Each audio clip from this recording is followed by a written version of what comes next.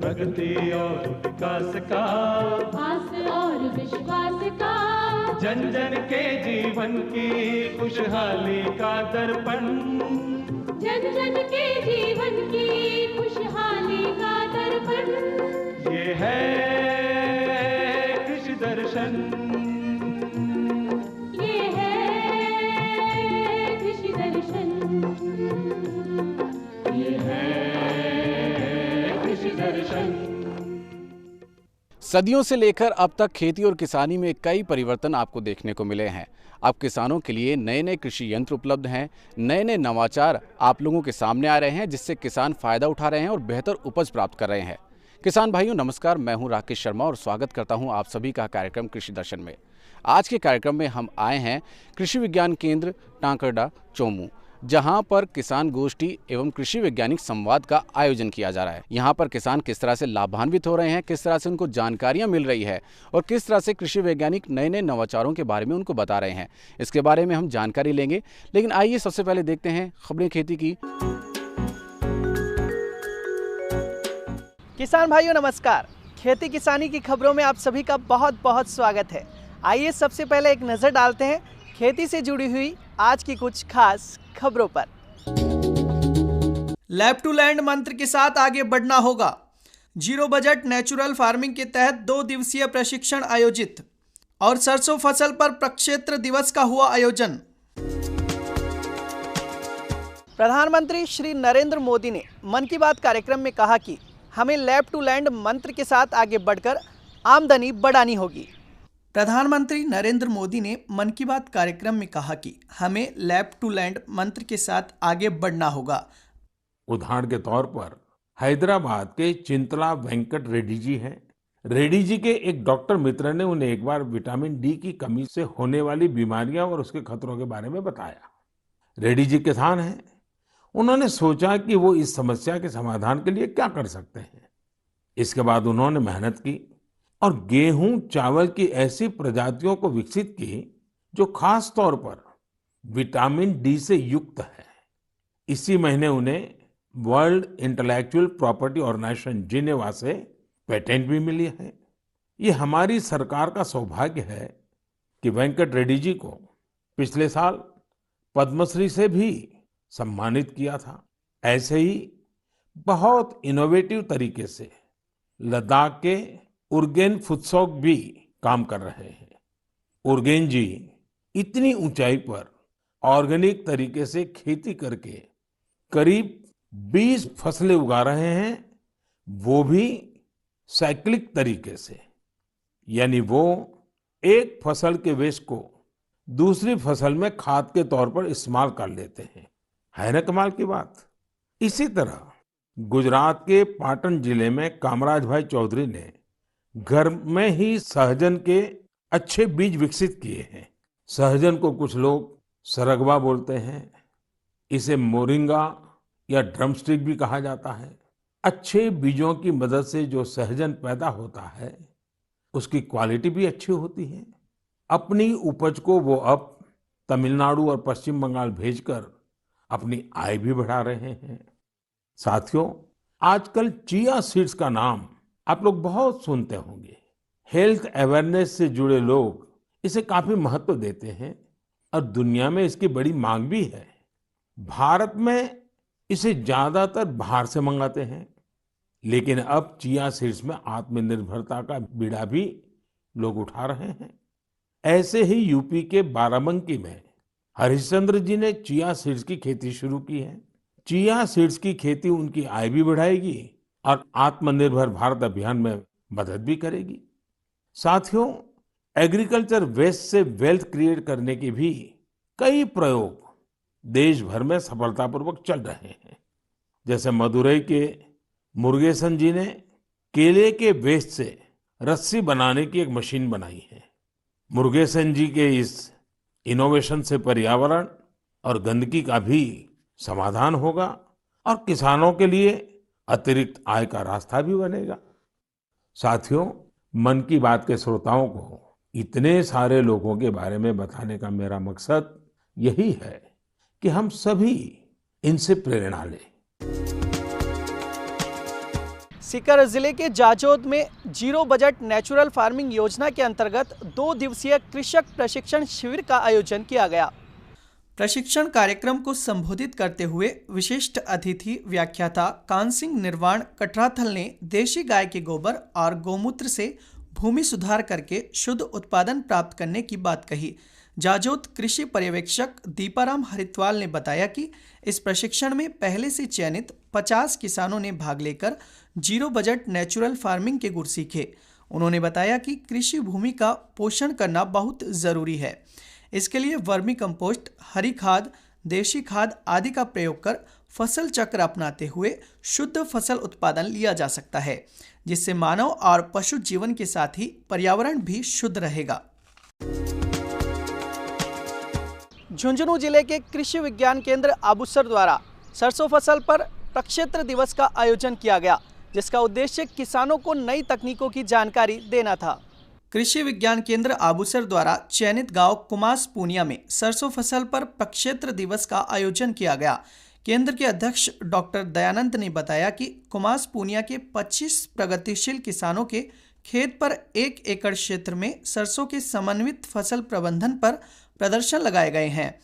प्रदर्शन में सरसों की उन्नत किस्म गिरिराज, बीज उपचार के लिए NPK कंसोर्टिया, पोषक तत्वों की पूर्ति के लिए सल्फर पाउडर, खरपतवारनाशी और कीटनाशी दिया गया था। नोडल अधिकारी RS राठौर ने बताया कि ये प्रदर्शन राष्ट्रीय खाद्य सुरक्षा मिशन के अंतर्गत तिलहन का उत्पादन बढ़ाने के लिए लगाए गए हैं। प्रक्षेत्र दिवस का मुख्य उद्देश्य सरसों फसल के प्रदर्शन स्थल पर सहभागी किसानों के अलावा आसपास के अन्य किसानों को भी फसल प्रदर्शन में दी गई तकनीकों से रूबरू करवाना है। इस कार्यक्रम में विभागीय योजनाओं की भी जानकारी दी गई। किसान भाइयों, खबरें खेती की में आज इतना ही। आप देखते रहिए कृषि दर्शन। नमस्कार। किसान भाइयों, कार्यक्रम कृषि दर्शन में एक बार फिर से आप सभी का स्वागत है। जैसा कि हमने आपको बताया कि आज हम आए हैं कृषि विज्ञान केंद्र टांकरडा में, जहां पर किसान गोष्ठी का आयोजन किया जा रहा है और किसान इससे लाभान्वित भी हो रहे हैं। आइए देखते हैं और जानते हैं। कृषि विज्ञान केंद्र टांकरडा में आयोजित यह किसान गोष्ठी एवं कृषक वैज्ञानिक संवाद किसानों के लिए काफी महत्वपूर्ण रहा। यहां जयपुर जिले की विभिन्न पंचायत समितियों के 650 से भी अधिक पंजीकृत प्रगतिशील किसान, कृषक महिलाएं तथा युवा किसानों के साथ साथ छात्र छात्राएं भी उपस्थित रहे।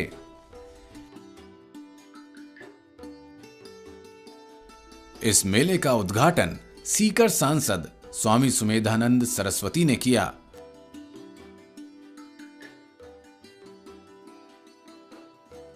मुख्य अतिथि ने किसानों से संवाद में किसानों से आधुनिक व जैविक खेती अपनाने का आग्रह किया। साथ ही किसान समूह बनाकर खेती कर जींस बेचने पर खासा जोर दिया। इस अवसर पर मुख्य अतिथि ने प्रगतिशील किसानों को पुरस्कृत भी किया।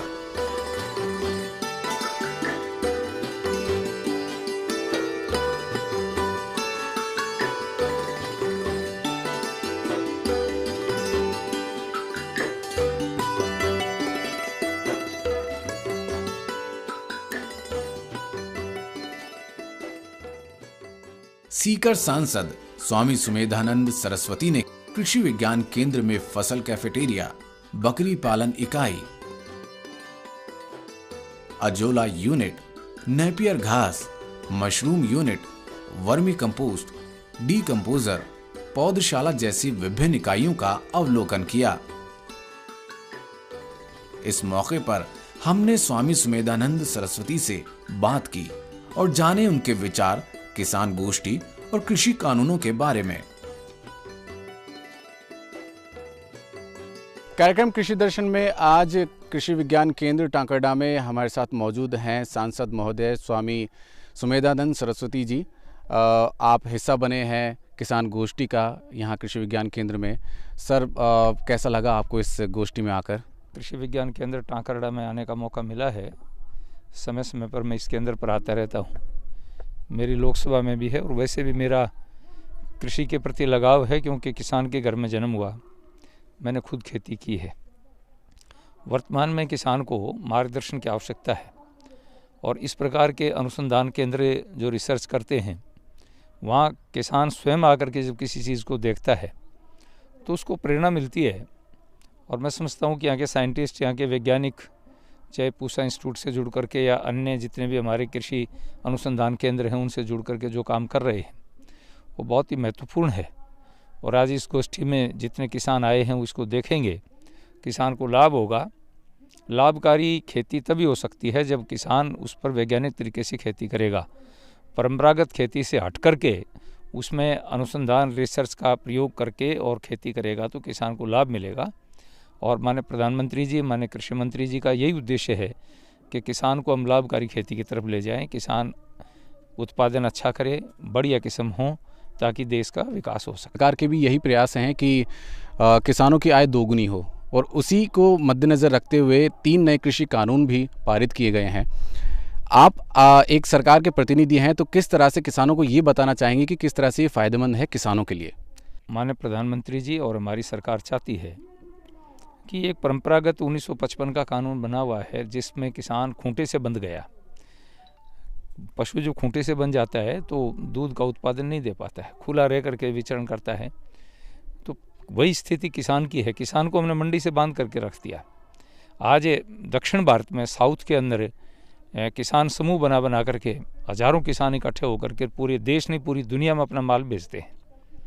तो इन कानूनों के माध्यम से किसानों को संबल मिलेगा कि आप किसान समूह बनाइए, और किसान समूह बना करके एक वैज्ञानिक तरीके से खेती करके और हम एक परंपरागत खेती से बाहर निकल करके हम स्वयं विकसित हों, उत्पादन प्राप्त करें और देश को भी विकास की दिशा में ले जाएं। इस तरह की किसान गोष्ठी किसानों के लिए किस तरह से फ़ायदेमंद रहती है, और क्या इस तरह के आयोजन लगातार होते रहने चाहिए? फसल के पहले एक आयोजन अवश्य होना चाहिए। जैसे अभी यहाँ फसल पकी खड़ी है, तो इसको फसल को जब देखेंगे लोग और आने वाली फसल को हमें कैसे प्रयोग करना है, दोनों का एक साथ लाभ मिलेगा। इस बार किसान हो या कोई भी व्यक्ति जब आँख से किसी चीज़ को देखता है, थ्योरी के साथ प्रैक्टिकल होता है। हम खाली थ्योरी में विश्वास रखें वो नहीं, यहाँ प्रैक्टिकल देखता है आदमी आकर के, उसके सामने क्रॉप खड़ी है और उसको देख करके ये विचार करता है कि ये 4-5 क्रॉप हैं, मेरी खेती। यहाँ ये भी बताया जा सकता है कि आपकी मिट्टी कैसी है। जो मृदा की जांच का विषय चला है, मृदा का हेल्थ का विषय चला है, वो इसलिए चला है कि किसान को पता लग जाना चाहिए। जैसे अभी मैंने देखा भाई ये गेहूँ, ये जो थोड़ी सी क्षारीय ज़मीन में होगा, ये दोमट में होगा, ये चिकनी में होगा, ये रेत में होगा, तो अपनी मिट्टी किस प्रकार की है, ये सारी चीज़ें आदमी यहाँ क्षेत्र में खड़ा होकर के सीख लेता है, तो उसको लाभ मिलता है। जी, सांसद महोदय, ये कार्यक्रम कृषि दर्शन किसानों को समर्पित है, उनका हितैषी कार्यक्रम है। इसमें जानकारियाँ दी जाती है किसानों को नए नए नवाचारों के बारे में। तो आप सरकार के प्रतिनिधि होने के ज़रिए आप अपने माध्यम से क्या संदेश अब देना चाहेंगे हमारे किसान साथियों को?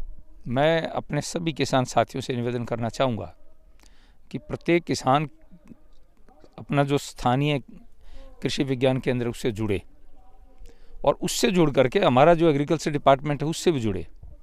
हर तहसील हेडक्वार्टर के पर हमारा एग्रीकल्चर विभाग का डिपार्टमेंट है, डिस्ट्रिक्ट हेडक्वार्टर पर बैठते हैं लोग बाग, वैज्ञानिक हैं, साइंटिस्ट हैं, सब लोग हैं, उनसे जुड़ें और उनके सामने कोई भी समस्या खड़ी होती है उस समस्या के समाधान के लिए उनके पास जाएं।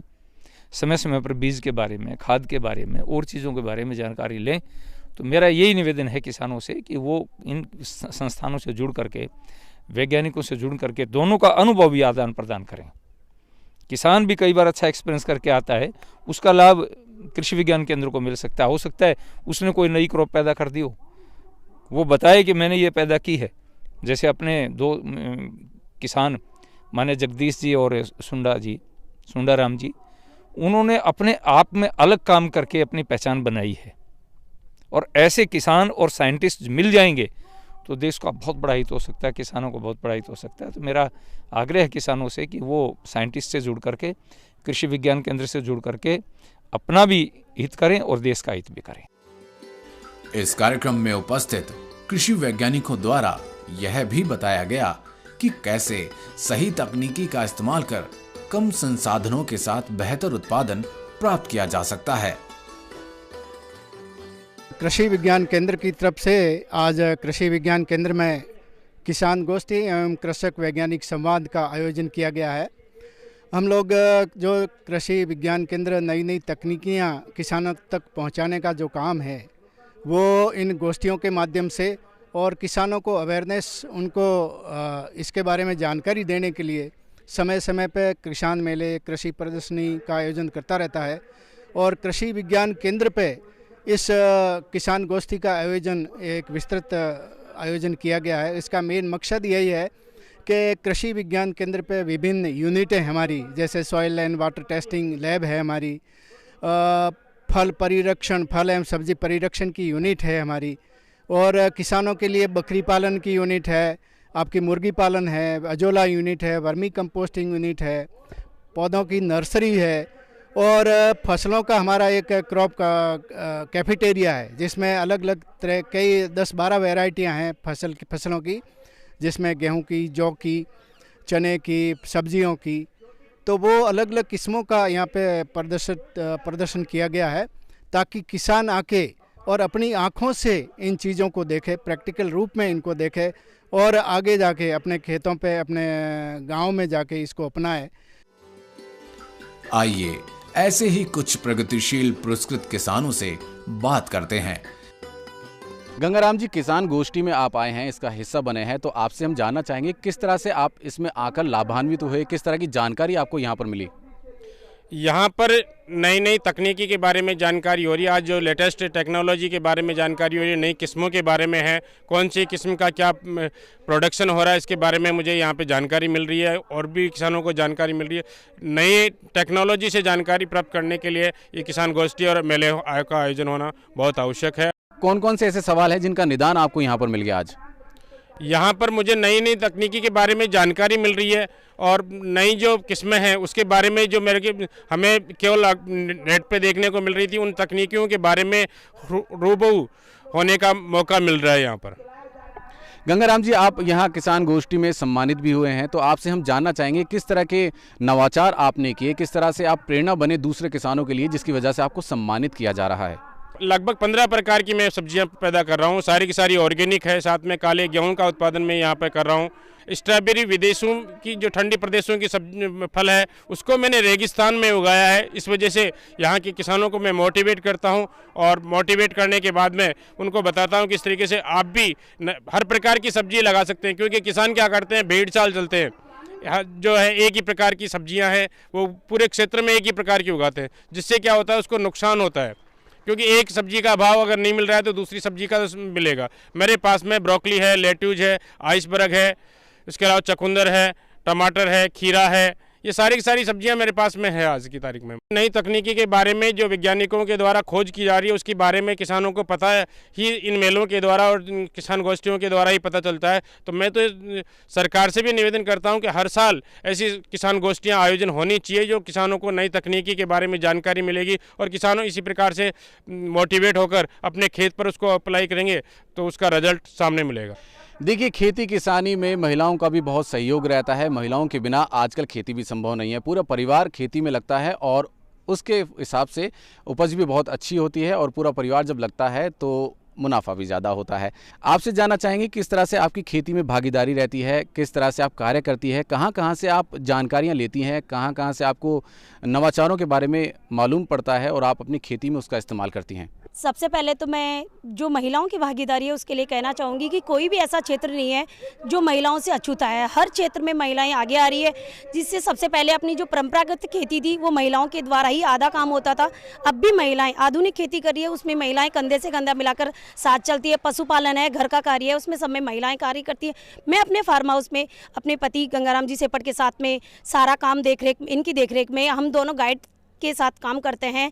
जो नई टेक्निक है, जैसे समय समय पर ये कृषक मेले होते रहते हैं, हम साइंटिस्ट से मिलते हैं, हमारे पास में जॉबनेट यूनिवर्सिटी है, उससे हम वैज्ञानिकों से मिलते हैं और हमारी फसल में अगर कोई भी रोग या कीड़ा लग जाता है तो उसका हम जैविक तरीके से उसका हम उपचार करते हैं। इस किसान गोष्ठी का आप हिस्सा बनी है, किस तरह से ये आपके लिए फ़ायदेमंद हुआ? इसमें जो साइंटिस्ट बैठे हैं, जो नए नए जो बुजुर्ग किसान बैठे हैं, वो कई बार हमें ऐसा ज्ञान दे जाते हैं जो हमें पता ही नहीं होता है।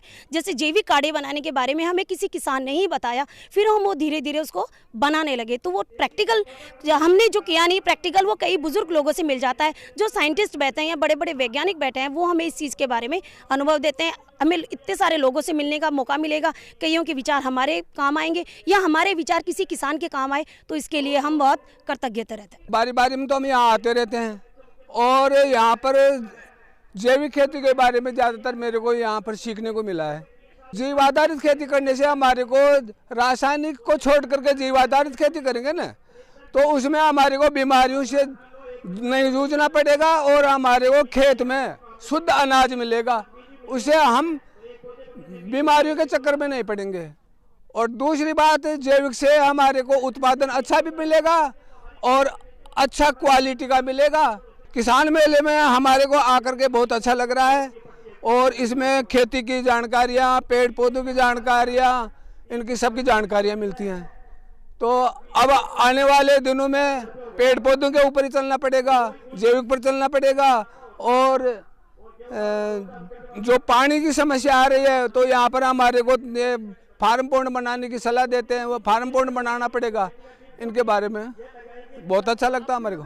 मेले में जाता रहता हूँ, मेलों में ज्ञान लेता हूँ और ये मेले छोटे छोटे ग्रामों में भी लगेंगे ना, तो किसानों को फायदा मिलेगा।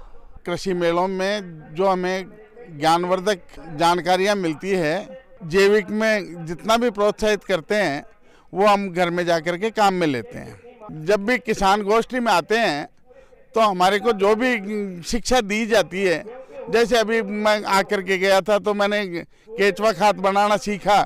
मैंने केचुआ खाद बनाने का प्लांट डाल लिया और अब मैं केचुआ खाद बना रहा हूँ। केचुए भी बिकते हैं और खाद भी हमारे घर में काम में आता है। 5 रुपए किलो में खाद भी बिक जाता है, 100 रुपए किलो में केचुए भी बिक जाते हैं। और ये यहाँ आने से सीखने को मिला।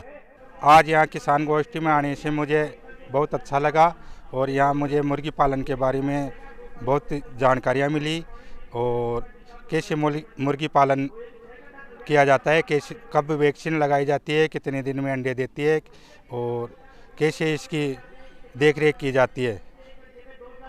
तो मुझे आज ये जानकारी मिली, इससे मुझे बहुत अच्छा लगा। ऐसा है जी, यहाँ आने पर हमको पानी हम ज़्यादा दे रहे हैं, उसकी जानकारी मिली कि पानी हमको 1 किलो अनाज पैदा करने के लिए कैरी शीट देते हैं तो 1500 लीटर लगता है, जबकि उसी 1 किलो गेहूँ पैदा करने के लिए हम फुहारे का इंतजाम करते हैं तो 700 लीटर और ड्रिप का करते हैं तो उसमें 500 लीटर और उसके ऊपर ही ड्रिप में ब्लीचिंग करके करते हैं तो 250 लीटर में पैदा हो जाता है। पानी का बचत करना है अपन को, पानी नहीं है, पानी जा रहा है, पानी कम करना है अपन को। और फसलें जो होती हैं उसमें खरपतवार, वो फसल का ज़्यादा, जिस प्रकार से पशु पर, आदमी पर जो अमरबेल पेड़ पर होती है, वो पशुओं का जो भी खान पान होता है वो खरपतवार खा जाती है। इसलिए खरपतवार नियंत्रण के उपाय यहाँ बताए जा रहे हैं और खेती में कम से कम, यानी यहाँ बताया जा रहा है कि अपन को खेती 0 बजट पर करनी है। ये गोष्ठी लगने से यानी काश्तकार यहाँ सुनते हैं, उसमें थोड़ी जागरूकता आती है और वो इसी ढंग से करते हैं। अगर गोष्ठी नहीं होगी तो काश्तकार को मालूम नहीं पड़ेगा, ये जरूरी है, होना भी चाहिए। तो मैंने पिछले कई दिनों से कृषि विज्ञान केंद्र के माध्यम से या ऐसी कोई मीटिंग होने के माध्यम से मुझे जो पता चला कि अजोला एक ऐसा प्रोडक्ट है जो पशुओं को एक प्रोटीन देता है, एनर्जी देता है और फीड के जगह काम करता है। तो अजोला का हमने पिछले 3 साल से उसको बो रखा है और पशुओं को मैं खिलाता हूं। तो बाकी जो किसान बिगर अजोला के जो दूध उत्पादन करते हैं उससे कई गुना मुझे लाभ ज़्यादा मिलता है। संगोष्ठी के माध्यम से मुझे ये ज्ञात हुआ कि आने वाले समय में जैसे पानी का स्तर गिरता जा रहा है, उस तरीके से हम यदि पेड़ों की तरफ जाएंगे, फल वाले जो पेड़ हैं वो लगाएंगे, तो हमें कुछ फायदा होगा। कृषि विज्ञान केंद्र में जो संगोष्ठी होती है उसमें हम लोग आते हैं तो हमें बार बार एक नई से नई जानकारी मिलती है और उसी के माध्यम से हम आगे बढ़ते जाते हैं। मैं यहाँ पे जब आया तो किसान मेला देख करके मुझे ये लगा कि काफ़ी दूसरे जो किसान हैं उन्होंने भी कुछ जो प्रोडक्शन किए हैं, जो पेड़ वगैरह या सब्जी या फल के पेड़ लगा रखे हैं, उनको देख करके मुझे महसूस हुआ कि यार इस किसान के माध्यम से काफ़ी सारे लोग जागरूक हो सकते हैं। तो समय समय पे ऐसे आयोजन केंद्रीय विज्ञान केंद्र टाकरडा से जब किए जाते हैं तो उससे किसानों को बहुत सारे लाभ मिलते हैं और किसान मोटिवेट होता है, एक्टिवेट होता है। खेती किसानी में सही तकनीकी जानकारी के साथ अगर सही दिशा में मेहनत की जाए तो राह आसान हो जाती है। इस गोष्ठी में कई ऐसे प्रगतिशील किसान मौजूद रहे जिन्होंने नवाचार से फसल उत्पादित कर बेहतर मुनाफा कमाया। हमें उम्मीद है कि आज का ये कार्यक्रम आप सभी को पसंद आया होगा। आप कोई सुझाव देना चाहते हैं या कुछ बात हमसे शेयर करना चाहते हैं तो आप हमें इस पते पर लिख भेज सकते हैं। हमारा पता है कार्यक्रम कृषि दर्शन, दूरदर्शन केंद्र, झालाना डूंगरी, जयपुर। और इसी के साथ में दीजिए हमें इजाज़त। नमस्कार।